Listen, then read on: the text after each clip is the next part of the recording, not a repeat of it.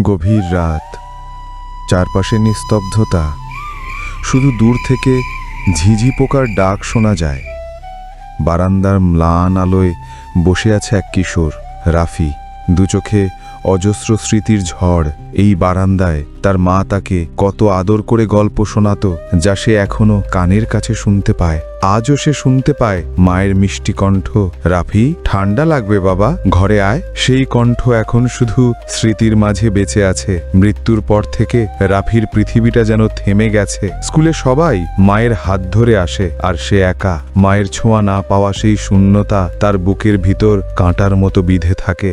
বারান্দার উপরে তাকিয়ে সে ভাবে, মা তুমি কি আমায় দেখতে পাও? তুমি যখন ছিলে তখন তোমায় বুঝতে পারিনি, কিন্তু এখন তোমায় খুব মনে পড়ছে মা। মাগো, তুমি ছাড়া আজ আমি বড্ড একা। তুমি আমাকে এইভাবে পর করে দিয়ে চলে গেলে। রাফির এই কান্না আজ দেখার মতো কেউ নেই।